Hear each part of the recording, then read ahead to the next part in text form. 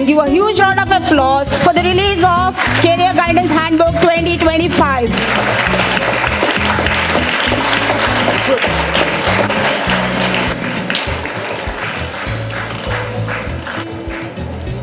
Request Mr. Madhav to hand over the bouquet to him.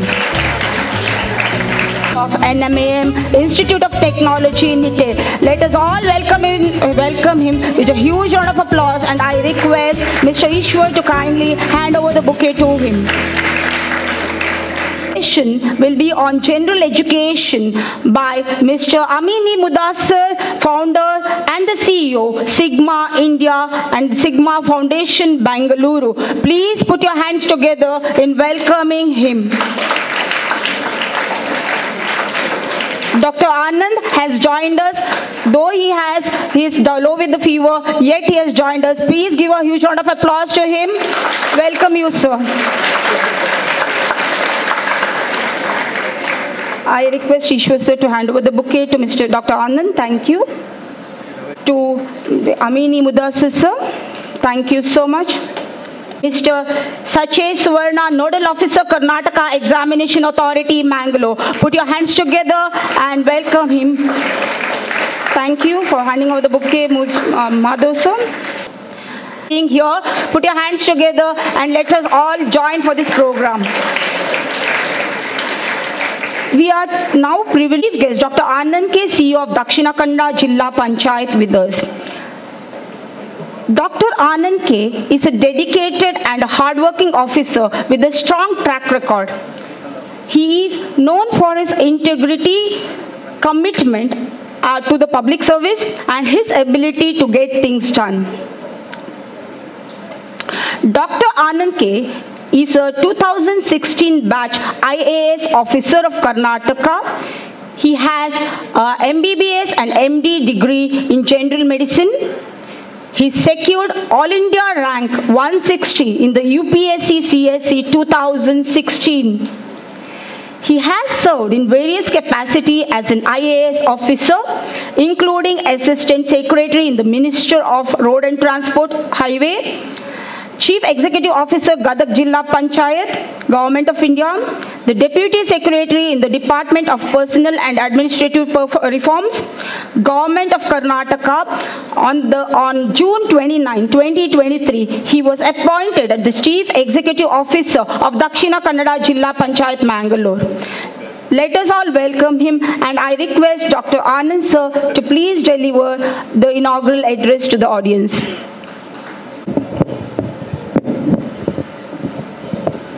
Good morning, everyone. Respected dignitaries on the stage, dear students. Firstly, I would congratulate the Hindu for having organized this career counseling event today. Career counseling is very important these days because the number of options has significantly increased. So much so there is so much confusion as to what is right for you particularly. There are multiple stakeholders, multiple things to be considered. You have to make an informed choice. Many times you choose a path, and at a later point in time it so appears that you have chosen a not so easy path. So you have to upfront know what you are getting into, and once you get into whatever stream you want to, you have to give your full hard work. There is no compromise on that whatsoever. So there are different career choices today. The dignitaries will be addressing you. Everything is competitive, be it CA, be it NEET, IIT, JEE, UPSC, you name it. It is competitive. The sheer numbers of candidates appearing every year for the first stage and the total number of available vacancies for that particular year, if you compare it, it is very, very meager. So there is no turning back. So first you have to think what you want to do and why you want to do it. This is the correct time. I was told that many SSLC students, PU students and graduate students are also here.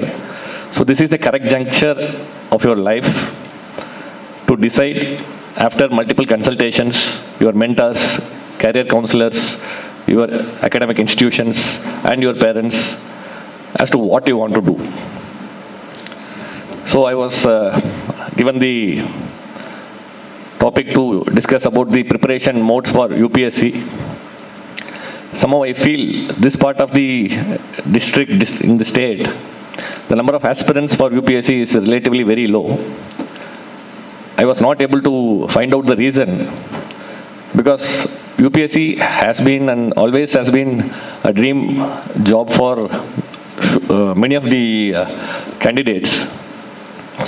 But I don't know whether it is because of lack of guidance, lack of coaching centers, the lack of the ecosystem in the district. Everybody wants to become doctor or engineer, nothing wrong in that. One has to keep an open mind for the civil services examination also. So for appearing for civil services examination, you need to have a graduate degree from any of the university recognized by the state legislature or the central legislature, or deemed to be an university under the University Grants Commission. So you would already have a degree before you appear for the UPSC. The choice of your degree can also be determined if you decide well in advance as to what career option you are going to take. There are multiple optional subjects available in the UPSC. Any of your graduation subjects, you can find it in the mains paper. So you can decide it accordingly. So what I would suggest is, every year the UPSC comes out with a notification for civil service prelims and mains examination in the month of February, March. In the UPSC online web portal, just Google it and download the notification. And hardly there are 30 pages. Of course, there are multiple syllabus for each subject. They have been spelled out too. So if you go through the notification, you can find out completely what is the requirement for UPSC, what UPSC is looking for, what is the aptitude and attitude UPSC is looking for. So you can get an overall gist. And unlike other examinations, the study material, the previous year question papers, everything is available in the open market insofar as UPSC is concerned, which will give you a very good idea as to what is expected out of you during your preparation. Such a openness and transparency usually is not available in other competitive examination. For the want of more questions, there is a question pool, there is a possibility of repetition, and the selection agency doesn't want one to mug up and get into this competitive process. In UPSC, there is no such issue. Questions hardly get repeated, and even if it is repeated, the answer is not the same. So with this background, so you just go through what is available in the UPSC website. Many of the examinations conducted by the UPSC itself has uploaded the question papers in its website. Please download it, download the notification and go through it. I can assure you that it is one of the most robust systems of selection across India. There is no need for meeting anybody. There is no need for second guessing. If you are genuine and if you are capable and if you do the hard work which is required, you can definitely achieve it. And the UPSC gives multiple attempts for a general candidate. There are 6 attempts one can give. And for SC/ST candidates, there are unlimited number of attempts. For physical persons with disability, there are attempts more than that. So the number of attempts is significantly available. Also, the age limit also is a very wide spectrum. If you have completed 21 age of years, you become eligible to write the examination. And subsequently, until you touch the age of 32, if you are a general candidate, you can keep on writing this examination unless you run out of the number of attempts. So for OBC, you have 3 years more relaxation. So that is up to 35 years of age you can write. So 5 years of age relaxation for SC/ST candidates. So UPSC has given you an opportunity, not just a single opportunity. You can keep on attempting it until you achieve your goals. Every time is an opportunity to improve upon yourself. And the examination cycle is 1 year. I'm excluding your preparation part. Preparation typically takes about 1 to 2 years. Post that, there are 3 stages: prelims, mains, and the personality test. So this cycle, this 3 cycle, prelims, mains, and the personality test itself will take 1 year. So in order for you to know whether you are going to get selected or not, itself will take one complete year. So with this being the case, what you have to have is patience, perseverance, and consistent preparation. It will appear as if that they can ask anything and everything under the sun. That's what usually is the traditional way of explaining UPSC. However, it is not that way. The syllabus are very particularly defined in the exam notification itself. So if you go through the syllabus, the questions which comes only from the syllabus which has been given by the UPSC. Not anything out of it, not even a single question goes out of it, but the way the questions are framed, asked, requires some amount of analytical ability, critical thinking, and putting it on the paper. Traditionally, the exam systems focuses on memory-oriented, continuous practice-oriented preparation. Analysis-oriented preparation has stopped. I think many a times you just keep on getting the facts. And in the UPSC, the second stage of the examination, which is the written examination, is a descriptive examination.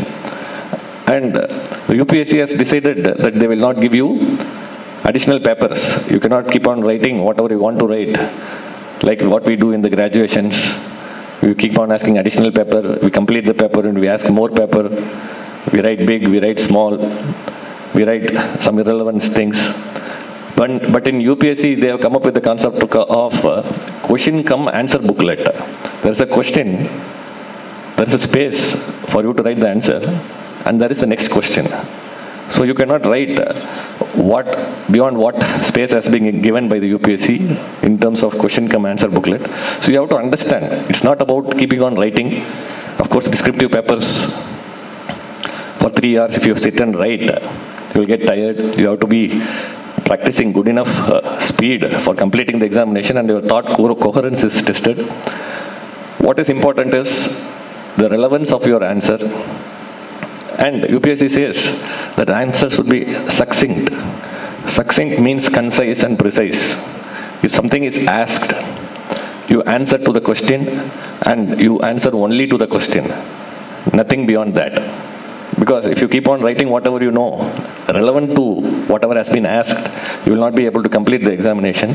So these are all multiple ways of guidance one has to get into. If you have that inclination of writing pages, if you can develop that, if you can make a schedule, of course, I'm pretty much sure your educational institutions will have sufficient support systems and career guidance systems if one wish to take UPSC as a career option. And of course, there is a famous personality test also. It's not that you need to be a very great orator and a public speaking skill should be there. What UPSC expects is a bare minimum understanding of the current affairs situation which is happening around us, day-to-day events, and there is something called the civil services routine. Once you get into preparing for the civil services, there is a routine. The routine is oftenly considered as an understatement. A routine is considered usually as boring and there is no creativity. However, UPSC requires a routine. Routine is closely tied to discipline. You need to do on a daily basis, day in and day out. The number of hours of preparation varies from each individual, but the preparation can start much early. In the UPSC prelims examination, it is a multiple choice questions. You can go through the previous year's question paper and get to know what is kind of getting asked, and even you can get the answer keys, so you can understand what kind of twists and turns happens in the UPSC prelims examination.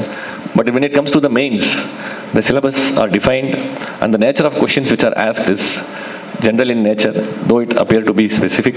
There is no specialized degree. Insofar as the general studies papers are concerned, you did not have that kind of a post-graduation knowledge of that particular subject. For example, history, geography, polity, constitution, economics, these are the common core subjects in the general studies paper. So you need to develop a skill of reading, understanding the questions, and then approaching it with the right attitude, because the time is very limited. The space is also limited, which till now we have not faced in any examination during our entire careers. Again, so you need to have a lot of writing practice and you need to get into that routine. So when you keep on doing it, yes, of course, you will get the hold of what the UPSC is expecting out of you and you will have confidence in yourself. Of course, the sheer numbers of the total number of candidates, more than 10-15 lakh candidates appear for UPSC prelims every year for around 1,000 seats. The competition is very stiff. However, you do not think about that every day and fear what is going to happen. Every day you make a schedule, finish the schedule and keep pushing for the next day. That is called the routine based on discipline. If you are able to continue with the routine based on this discipline, it is very easy, and with the right guidance, you can do wonders. So with this, I would like to conclude my speech here, and I would like to thank the Hindu for having organized this career counseling session. So I had to take a leave now, so if you permit, I can take a couple of questions and then I can leave. Thank you.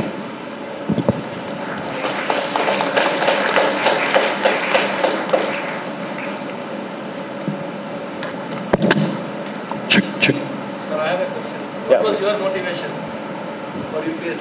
Being a doctor, moving to UPS? So my interview is happening here. I'll just repeat the question. Sir is a doctor, MBBS, MD, and why UPSC after that? See, no matter the stream which you choose, every profession is important. There is no difference in the kind of profession which you are working.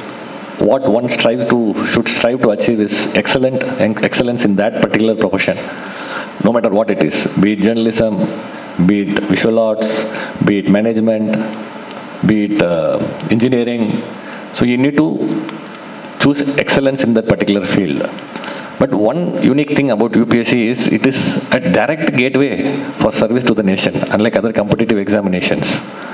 You write any other competitive examination, you might not know after clearing that examination what are you actually going to do, where you will be landing, which company, whether abroad, India. So that uncertainty is there. Of course, a very good salary package is going to be tagged along, but UPSC is not like that. You clear the examination, directly you are on the field with an opportunity to touch lakhs and crores of people in terms of field exposure, in terms of social sector exposure, infrastructure sector exposure, economics of it. And at a later point in time, you will be in key administrative positions at the level of the government for policy making. Many of the government orders, acts, rules and regulations framed by the government are framed by bureaucrats, which of course is ratified by the legislature. So if you understand that this is not just a mere competitive examination, it opens a bigger door for you directly. So the kind of impact which you can produce is very high. So with that in mind, of course it has always been there in the back of my mind. It has to be done and but after MBBS, immediately during internship only I got through the All India, at that time it was AIPMT, pre-medical test. So I cleared that. So choosing between a post-graduation seat which is in hand and starting a preparation for UPSC, I thought it is wise I should not miss the post-graduation, because of course you have to make certain smart decisions in life. You should have some backup plans also, because not to be negative, no matter how hard one try, there is a tiny possibility that it might not work out the way it has to. There is always an X factor. So you should have a backup plan. Of course, your family ecosystem should be supportive. They should be intimated as to what this entails. So all these things, makes an important role in key decision making as to what you want to do after graduation. So with that, so I think I chose UPSC and I'm here.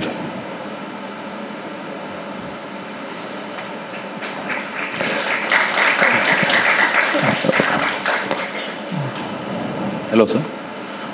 Every student stepping into UPSC will have two fears normally, like fear of failure and fear of getting rejected. So, how should student overcome these two fears? Fear of rejection and fear of failure, it's a part of the journey no matter which competitive examination you choose, UPSC or otherwise. My colleagues here on the dais would tell you that the journey was never easy and is going to be never easy. There is always going to be a fear of failure. So what I would suggest is, instead of emphasizing too much on the outcome, do the daily routine in a disciplined manner. That's what I was trying to point out earlier also. Because if you always keep on doing the statistics, okay, 14 lakh prelims candidates, of which 14,000 get selected for mains, of which 1,000 students get some service, whether I'm going to be in that or not, this thought process will fill your mind and you will not be able to do your routine. The same is the case with other examinations also. So don't go into thinking too much about the outcome. You should be better than what you were yesterday, and you keep pushing the day, because sometimes it is so voluminous and there is so much to study. Yes, of course there is so much to study. UPSC expects that you should have the common sense, general knowledge and awareness about the current affairs. So you have to equip yourself with the syllabus mentioned by the UPSC. So during the process, don't be afraid or don't be swayed too much with what your friends say. This is very difficult, how is it possible? So don't keep second guessing or questioning your ability, because once you choose any examination as a career opportunity, if it is a competitive examination, you have to give your full best. You cannot prepare for 2 examinations simultaneously. It will be very difficult, because every examination in itself is very competitive. So you have to decide before getting in, and once you started your preparation, there is no second guessing, fear of rejection. Of course, during the preparation there will be highs and lows. To stick to the routine is kind of difficult. It is easier said than done. You might wonder, sticking to the routine, how it can be difficult. Sticking to the routine is the most difficult thing, which I feel during the preparation will help you. Some days you will be very active. Of course, you will take some 10-15 books, read random stuffs, interact with your friends, you will be very euphoric. And the next day, you will feel so down, and you will realize that even after keeping the book open, you are not able to answer the question properly. So that is the kind of, the fluctuation, the highs and lows one has to go through the preparation. And that too, the exam cycle itself is for 1 year. So that tests your patience. So there, of course, will be helplessness, hopelessness, and worthlessness, what one calls a Beck's triad of depression, which will happen during this preparation. I think pretty much in any competitive examination, you might feel that during your stage, you have to have adequate support mechanism, be it your siblings, parents, mentors, or your friends, to keep you pushing and going ahead. So that is the daily routine which I was speaking about. So once you get into that routine, you will not be worried about the fear of rejection or the fear of failure. That, of course, the fate or destiny will take care of itself. You put your fullest.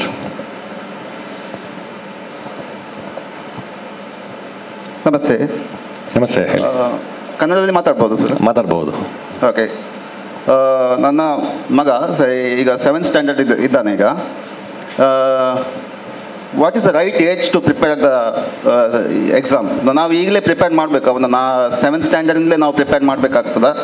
ಅವನು various kind of ಬುಕ್ಸನ್ನು ಈಗಲೇ ಓದ್ತಾ ಇದ್ದಾನೆ, ಎಲ್ಲ ಬುಕ್ಕನ್ನೆಲ್ಲ ಈಗಲೇ ಓದ್ತಾ ಇದ್ದಾನೆ. ಅವನ self interest around 5 ಇಯರ್ಸಿಂದಲೇ ಅವನು ಸ್ಟಾರ್ಟ್ ಮಾಡ್ತಾ ಇದ್ದಾನೆ ಓದಲಿಕ್ಕೆ, ಇಂಟ್ರೆಸ್ಟ್ ಅವನಿಗೆ.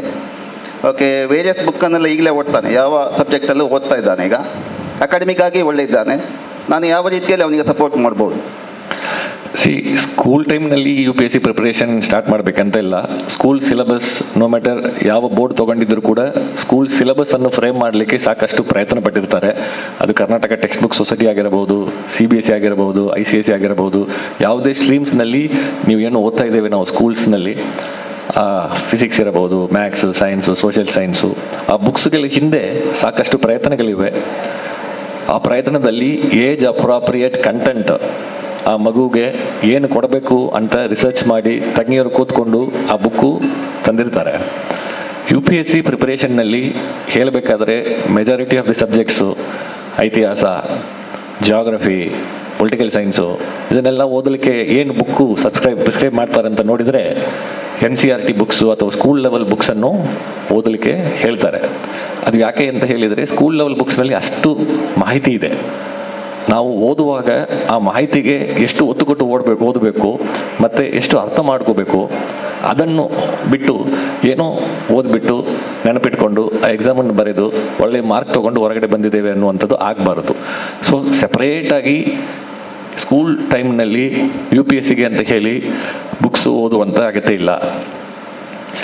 ಎಲ್ಲ ಸಬ್ಜೆಕ್ಟ್ಸು ಈಗ ಏನು ನಾವು ಸ್ಕೂಲ್ ಬುಕ್ಸ್ ಇದೆಯಲ್ಲ, ಅದರಲ್ಲಿ ಹಿಸ್ಟ್ರಿ ಇದೆ, ಸಿವಿಕ್ಸ್ ಇದೆ, ಜಾಗ್ರಫಿ ಇದೆ, ಜಿಯಾಲಜಿ ಇದೆ, ಬಾಟ್ನಿ ಇದೆ, ಎಲ್ಲವೂ ಕೂಡ ಇದೆ. ಇದು ಎಲ್ಲವೂ ಕೂಡ UPSCನಲ್ಲೂ ಇದೆ.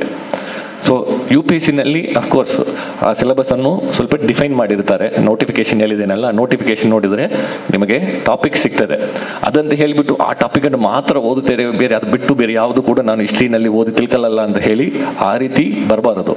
ಒಂದು 7ನೇ ತರಗತಿ ಮಗು ಏನು ಓದಬೇಕು ಅದನ್ನು ಅಷ್ಟು ಕೂಡ ಆ ಸ್ಟ್ಯಾಂಡರ್ಡ್ನಲ್ಲಿ ಓದಬೇಕು. ನೆಕ್ಸ್ಟ್ 8ನೇ ತರಗತಿ 9ನೇ ತರಗತಿ ಆ ಪ್ರೋಗ್ರೆಷನ್ ಏನಿದೆಯಲ್ಲ, ಅದು ಯಾವುದೇ ಬೋರ್ಡ್ ಆಗಿದ್ರೂ ಕೂಡ ಆ progression from one standard to the next standard there will be an additional information and more analytical angles. So ಅದನ್ನೆಲ್ಲ ಕೂಡ ಅರ್ಥ ಮಾಡಿಕೊಂಡು ಬಂದರೆ ಆಫ್ಟರ್ ಅಫ್ಕೋರ್ಸ್ +2 ಆದ ನಂತರ PU2 ಆದ ನಂತರ ಸಬ್ಸಿಕ್ವೆಂಟ್ಲಿ ಯಾವುದು ಗ್ರ್ಯಾಜುಯೇಷನ್ ಸ್ಟ್ರೀಮು ನೀವು ಪಿಕ್ ಮಾಡಬೇಕು ಅನ್ನುವಂಥದ್ದು ಬಂದಾಗ that depends on the aptitude of the students. ಈಗ ಇಂಜಿನಿಯರಿಂಗ್ ತೊಗೊಂಡು ಇಂಜಿನಿಯರ್ಸ್ ಆದ ನಂತರನೂ ಕೂಡ UPSC ಬರೀಬಹುದು. ಕೆಲವು ಜನರು ಮ್ಯಾಥ್ಸ್ನಲ್ಲಿ ಚೆನ್ನಾಗಿರ್ತಾರೆ, ಸೊ BSc ಮ್ಯಾಥ್ಸ್ ತೊಗೋಬೋದು. ಮೆಕ್ಯಾನಿಕಲ್ ಇಂಜಿನಿಯರಿಂಗ್, ಸಿವಿಲ್ ಇಂಜಿನಿಯರಿಂಗ್ ಮತ್ತು ಎಲೆಕ್ಟ್ರಿಕಲ್ ಇಂಜಿನಿಯರಿಂಗ್ ಇದೆಲ್ಲವೂ ಕೂಡ ಮೇನ್ಸ್ನಲ್ಲಿ ಆಪ್ಷನಲ್ ಅಂತ ಒಂದು ಪೇಪರ್ ಇದೆ. ಸುಮಾರು ಒಂದು 25 ಡಿಫ್ರೆಂಟ್ ಸಬ್ಜೆಕ್ಟ್ಸು ಮೇನ್ಸ್ನಲ್ಲಿ ಆಪ್ಷನಲ್ ಪೇಪರ್, 2 ಪೇಪರ್ ಆಪ್ಷನಲ್ ಬರೀಬೇಕು, ಉಳಿದದೆಲ್ಲ ಜನರಲ್ ಸ್ಟಡೀಸ್ ಪೇಪರ್ ಇರ್ತದೆ. ಸೊ ಆಪ್ಷನಲ್ ಪೇಪರ್ನಲ್ಲಿ we should be extraordinarily good. General ಸ್ಟಡೀಸಲ್ಲಿ ಸ್ವಲ್ಪ ಎಲ್ಲ ತಿಳ್ಕೊಂಡ್ರು ನಡೀತದೆ. ಬಟ್ ಆಪ್ಷನಲ್ ಪೇಪರ್ ಅಂತ ನಾವು ತೊಗೊಳ್ಳುವಾಗ ನೀವು ಮೆಡಿಕಲ್ ಸೈನ್ಸ್ ತೊಗೊಂಡ್ರು, ಇಂಜಿನಿಯರಿಂಗ್ ತೊಗೊಂಡ್ರು, public administration, sociology, anthropology, physics, chemistry, maths, biology, ಈ ರೀತಿ ಎಲ್ಲ ಸಬ್ಜೆಕ್ಟು ಇದೆ. You name it, it will be there. ಆ ಪರ್ಟಿಕ್ಯುಲರ್ ಸಬ್ಜೆಕ್ಟ್ನಲ್ಲಿ you should have an extraordinary knowledge and you should have liked it and loved it and studied that particular subject. ಆ subject ಗ್ರ್ಯಾಜುಯೇಷನ್ನಲ್ಲಿ ನಾವು ತೊಗೊಂಡಿರುವಂಥ ಸಬ್ಜೆಕ್ಟನ್ನು optional ಆಗಿ UPSCನಲ್ಲಿ ತೊಗೊಂಡ್ರೆ ಒಂದು advantage ಇರ್ತದೆ. ಯಾಕಂದರೆ we would have loved that subject, ತುಂಬ ಆಸಕ್ತಿಯಿಂದ ಆ ಪರ್ಟಿಕ್ಯುಲರ್ ಸಬ್ಜೆಕ್ಟನ್ನು ಓದಿರ್ತೇವೆ, ಎಲ್ಲ ಆ್ಯಂಗಲ್ಸ್ನಲ್ಲಿ ಯೋಚನೆ ಮಾಡಿರ್ತೇವೆ, ಅದರಲ್ಲಿ ಪರೀಕ್ಷೆಯನ್ನು ಬರೆದಿರ್ತೇವೆ. ಆ ಆ್ಯಂಗಲ್ನಲ್ಲಿ ಅದೇ ಸಬ್ಜೆಕ್ಟನ್ನು UPSC ಆಪ್ಷನಲ್ ಆಗಿ ತೊಗೊಂಡ್ರೆ ಒಂದು ಅಡ್ವಾಂಟೇಜ್ ಇರ್ತದೆ. ಬಟ್ ಹಾಗೆ ಅಂತ ಏನಿಲ್ಲ, ಸುಮಾರು ಜನರು ಅವ್ರ ಗ್ರ್ಯಾಜುಯೇಷನ್ನಲ್ಲಿ ಯಾವ ಸಬ್ಜೆಕ್ಟ್ ತೊಗೊಂಡು ಓದಿರ್ತಾರೋ ಅವಾಗ ಗೊತ್ತಿರಲ್ಲ, ಓದಿದ ನಂತರ ಎಕ್ಸಾಮಿನೇಷನ್ ಎಲ್ಲ ಪಾಸ್ ಆದ ನಂತರ ಚೆನ್ನಾಗಿ ಫಸ್ಟ್ ಕ್ಲಾಸ್ ಎಲ್ಲ ಬಂದು ಪಾಸ್ ಆಗಿರ್ತಾರೆ. ಆದ ನಂತರನೂ ಕೂಡ ಕ್ಯಾಂಡಿಡೇಟ್ಗೆ ಆ ಒಂದು ಏನು ಹೇಳುವಂಥದ್ದು, ಆ ನಾಲೆಡ್ಜು, ಆ ಒಂದು ಅಟ್ರಾಕ್ಷನ್, ಆ ಒಂದು ಲವ್ ಫಾರ್ ದ ಸಬ್ಜೆಕ್ಟ್ ಇರೋದಿಲ್ಲ. ಇದು ಯಾಕಪ್ಪ ತೊಗೊಂಡ್ಬಿಟ್ಟಿದ್ದೇವೆ ಅಂತ. ಫಸ್ಟ್ ಕ್ಲಾಸ್ ಬಂದಿರೋರು ಕೂಡ, it does not mean that first class ಬಂದಿರೋರೆಲ್ಲವೂ ಕೂಡ ಸಬ್ಜೆಕ್ಟ್ಸ್ನಲ್ಲಿ ತುಂಬ ಚೆನ್ನಾಗಿರ್ತಾರೆ ಅಂತ ಅರ್ಥ ಇಲ್ಲ. ಸೊ UPSCನಲ್ಲಿ ಗ್ರ್ಯಾಜುಯೇಷನ್ ಓದಿದ ನಂತರನೂ ಕೂಡ ಗ್ರ್ಯಾಜುಯೇಷನ್ ಸಬ್ಜೆಕ್ಟು ನಾವು ಅದನ್ನು we don't love it, that is an option to change to any of the optional subjects. ಯಾವುದೇ ಆಪ್ಷನಲ್ ಸಬ್ಜೆಕ್ಟ್ಸನ್ನು ತೊಗೊಂಡು ಬರೀಬಹುದು. ಸೊ ಆ ರೀತಿ ಯಾವುದು ರೆಸ್ಟ್ರಿಕ್ಷನ್ ಇಲ್ಲ. ನೀವು ಹಿಸ್ಟ್ರಿ ಓದಿದರೆ ಹಿಸ್ಟ್ರಿ ಮಾತ್ರ ತೊಗೊಂಡು ನೀವು ಆಪ್ಷನಲ್ ಬರೀಬೇಕು ಮೇನ್ಸ್ನಲ್ಲಿ ಅಂತ ಆ ರೀತಿ ರೆಸ್ಟ್ರಿಕ್ಷನ್ ಇಲ್ಲ. ಬಟ್ ಹಿಸ್ಟ್ರಿ 3 ವರ್ಷ ಎಲ್ಲ ಓದಿಬಿಟ್ಟು ಅದಾದ ನಂತರ ಈ UPSCಗೆ ಹಿಸ್ಟ್ರಿ ಬಂದರೆ ಮತ್ತೆ ನಾವು ಹಿಸ್ಟ್ರಿ ನಾನು ಮಾಡಲ್ಲ, ಜಾಗ್ರಫಿ ನಾನು ಮಾಡ್ತೇನೆ ಅಂತ ಹೇಳಿದರೆ, ನೀವು geography first from scratch you have to start reading it. And kind optional ಪೇಪರ್ಗೆ ಮಾತ್ರ you should have some kind of an they call it not post graduation level of knowledge. Graduation ಮೇಲ್ಗಡೆ ಒಂದು honours ಅಂತ ಮಧ್ಯದಲ್ಲಿ ಇರ್ತದೆ, ಆ ಮಟ್ಟಕ್ಕೆ knowledge ಇರಬೇಕಂತ ಹೇಳ್ತಾರೆ. But the questions will be very very applied. So general studies, yes of course there is a knack to understand the general studies. ಒಬ್ಬರು ಹಿಸ್ಟ್ರಿನಲ್ಲೂ expert, geography expert, economics expert, political science expert ಒಬ್ಬರು ಆಗಲಿಕ್ಕೆ ಸಾಧ್ಯತೆ ಆಗ್ತದಾ? Nobody can become an expert in individual fields. You cannot become an expert in botany, zoology, physics, chemistry. ಹಾಗೆ ಆಗೋದಿಲ್ಲ. So ಯಾವ particular ಸಬ್ಜೆಕ್ಟನ್ನು ನೀವು ಚೂಸ್ ಮಾಡ್ತೀರ ಅನ್ನೋದು ತುಂಬ ಇಂಪಾರ್ಟೆಂಟು. ಎಷ್ಟು ಇಂಪಾರ್ಟೆಂಟ್ ಅಂತ ಹೇಳಿದರೆ, you should love the subject so much so ನೀವೇ ಅದರಲ್ಲಿ ಒಂದು ಥೀಸಿಸ್ ಬರೆಯುವಷ್ಟು ನಾಲೆಜ್ ನಿಮಗೆ ಅದರಲ್ಲಿ ಇರಬೇಕು, ಅಷ್ಟು ನೀವು ಪ್ರೀತಿಯಿಂದ ಅದನ್ನು ಓದಿರಬೇಕು. ಸೊ ಈ ರೀತಿ ಒಂದು ಸಬ್ಜೆಕ್ಟ್ಸನ್ನು ನೀವು ಗ್ರ್ಯಾಜುಯೇಷನ್ ಬಂದಾಗ ಆವಾಗ ಇದನ್ನು ಸಿಲೆಬಸ್ ನೋಡಿಕೊಂಡು ಓದಿದರೆ ಸಾಕು. ಈಗ 7th standard, 8th standard, 9th, ಈಗ ಮತ್ತೆ ಅಪ್ ಟು PU2 ಹೇಗೆ ಅವರು ರೆಗ್ಯುಲರ್ ಆಗಿ ಈ ಪುಸ್ತಕಗಳಲ್ಲಿ ಯಾವ ಬೋರ್ಡ್ನಲ್ಲಿ ಓದ್ತಾ ಇದ್ದಾರೋ ಆ ಪುಸ್ತಕಗಳಲ್ಲಿ ಚೆನ್ನಾಗಿ ಓದಲಿಕ್ಕೆ ಹೇಳಿ. ಅಫ್ಕೋರ್ಸ್ ಒಂದೇ ಟಾಪಿಕನ್ನು 2-3 ಡಿಫ್ರೆಂಟ್ ಸೋರ್ಸಸ್ನಿಂದ ಓದೋದ್ರ ಮುಖಾಂತರ ಸ್ವಲ್ಪ ಕ್ಲಾರಿಟಿ ಸಿಗ್ತದೆ. ಈಗ ಸ್ವಲ್ಪ ಟೈಮ್ ಇರ್ತದೆ, ಪ್ರಿಪರೇಷನ್ ಟೈಮ್ನಲ್ಲಿ ನಾವು ಈಲ್ಡ್ ಬೇಸ್ಡ್ ಸ್ಟಡಿ ಮಾಡಬೇಕಾಗ್ತದೆ. ಏನೇನೋ ರ್ಯಾಂಡಮ್ ಆಗಿ ಓದ್ಕೊಂಡು ಹೋಗ್ಲಿಕ್ಕೆ ಆಗೋದಿಲ್ಲ. ಸೊ ಅವಾಗ the preparation should be focused and based on yield. So ಎಷ್ಟು ಟೈಮು ಒಂದು ಸಬ್ಜೆಕ್ಟ್ಗೆ ಎಷ್ಟು ನೀವು ಸ್ಟ್ರಾಂಗ್ ಇದ್ದೀರಾ, ವೀಕ್ ಇದ್ದೀರಾ ಅಂತ ಅಸೆಸ್ ಮಾಡಿಕೊಂಡು ಟೈಮನ್ನು ಟೈಟ್ರೇಟ್ ಮಾಡಿಕೊಂಡು ಟೈಲರ್ ಮಾಡಿಕೊಂಡು ನೀವು ಕೆಲಸ ಮಾಡಿದರೆ ಮಾತ್ರ ಸ್ಮಾರ್ಟಾಗಿ ಓದಲಿಕ್ಕೆ ಆಗ್ತದೆ. ಇಲ್ಲಾಂತ ಹೇಳಿದರೆ ನಾನು ಸ್ಟಾರ್ಟಿಂಗ್ನಲ್ಲಿ ಹೇಳಿದಾಗ we will be feeling helpless and hopeless. ಏನಪ್ಪ ಇದು ಇಷ್ಟೊಂದಿದೆ, ಹೇಗೆ ನಾವು ಓದಿಸುವಂಥದ್ದು, ಎಕನಾಮಿಕ್ಸ್ ಕಾನ್ಸೆಪ್ಟ್ ಅರ್ಥ ಆಗ್ತಾ ಇಲ್ಲ, ಹಿಸ್ಟ್ರಿ ಎಷ್ಟು ನೆನಪಿಟ್ಕೋಬೇಕು, ಎಲ್ಲ ಸುಮಾರು ವಿಷಯಗಳಿದೆ. ಸೊ ಆದ್ದರಿಂದ ಈಗಿಂದನೇ ಆ ಮೆಂಟಾಲಿಟಿನಲ್ಲಿ ಇರಲಿ, ಓದುವಾಗ ಸ್ವಲ್ಪ ಅಪ್ಲೈ ಮಾಡಿ ಎಂಜಾಯ್ ಮಾಡಿ ಓದಲಿ. ಸ್ಕೂಲ್ ಟೈಮ್ನಿಂದನೇ ಪ್ರಿಪ್ರೇಷನ್ ಮಾಡುವಂಥ ಅಗತ್ಯ ಇಲ್ಲ ನನಗೆ ಕೇಳಿದರೆ. But of course the love towards the subject, ಅದನ್ನು ಯಾವುದಾದ್ರು ಪರ್ಟಿಕ್ಯುಲರ್ ಫೀಲ್ಡ್ನಲ್ಲಿ ಏನಾದರೂ ಅವ್ನು ತುಂಬ ಆಸಕ್ತಿ ಇದ್ದರೆ you can particularly nurture him in that particular field. ತುಂಬ ಮ್ಯಾಥ್ಸ್ ಚೆನ್ನಾಗಿ ಬರ್ತದೆ ಅಂತ ಹೇಳಿದರೆ ಒಲಿಂಪಿಯಾಡ್ನಲ್ಲಿ ಹಾಕಿಸಿ ಬೇರೆ ಮ್ಯಾಥ್ಸ್ನಲ್ಲಿ ಬೇರೆ ಸ್ಟೆಮ್ ರಿಲೇಟೆಡ್ ಕಾಂಪಿಟೇಷನ್ಸ್ ಇರ್ತದೆ. So you can achieve excellence in that particular field. Of course which will be useful when ಅವರು UPSC ಪ್ರಿಪರೇಷನ್ಗೆ ಹೋಗುವಾಗ. ಸೊ ಈಗ ಸದ್ಯಕ್ಕೆ he can keep doing what ever is doing and all the best. Will the merit be considered in the UPS selection process? Merit. Of course, it is a meritorious examination. There are 2 successive stages for this examination. The preliminary stage nalli there is multiple choice questions. So that is not considered for merit. It is just a qualifying examination, the prelims. For the final merit, the marks obtained in the written as well as the personality test will be added together, and then the final merit list is prepared. So it is absolutely based on merit, nothing else. So in prelims is a qualifying examination, of course, and in mains also there are 2 qualifying papers and 7 papers for which merit is calculated. The 2 qualifying papers is one Indian language and English. So that is mandatory only for the purpose of qualifying. You need to get some 25% or something like that in order for your other subjects to be evaluated. So that is also qualifying in nature, those 2 subjects in the mains. The rest of the 7, so there are total 9 papers in mains. So 2 are qualifying, and the rest of the 7 papers are considered for merit. And the personality test also is for 275 marks. And each of the mains paper will be 250. So 250 into 7 plus 275 will be 2025. That will be the total marks, of which there will be merit list prepared and then selection made accordingly. And ಇದು ಬರೀ IASಗೆ ಅಂತ ಹೇಳಿ ಒಂದು ಪರೀಕ್ಷೆ ಅಂತ ಇಲ್ಲ. ಇದರಲ್ಲಿ ಸುಮಾರು 21 ಸರ್ವಿಸಸ್ಗೆ ಇದು ಒಂದೇ ಎಕ್ಸಾಮ್ ಇರುವಂಥದ್ದು. IAS, IPS, foreign service, Indian audit and account service, Indian railway management service, Indian information service, Indian postal service, Indian revenue service, customs, Indian revenue service, income tax, ಅದಾದಮೇಲೆ ಪಾಂಡಿಚೇರಿ ಸರ್ವಿಸ್ ಅಂತ ಇದೆ, ಡ್ಯಾನಿಪ್ಸ್ ಅಂತ ಇದೆ. ಸೊ ಈ ರೀತಿ ನಿಮಗೆ ಸುಮಾರು ಒಂದು 21 ಡಿಫರೆಂಟ್ ಸರ್ವಿಸಸ್ಗೆ ಹೋಗಲಿಕ್ಕೆ ಇದು ಒಂದೇ ಎಕ್ಸಾಮ್ ಇರುವಂಥದ್ರಿಂದ, so depending on your merit you will get your service allocation. ಸುದ್ದಿ ಚಾನಲ್, ಕ್ಷಣ ಕ್ಷಣದ ಸುದ್ದಿಗಾಗಿ.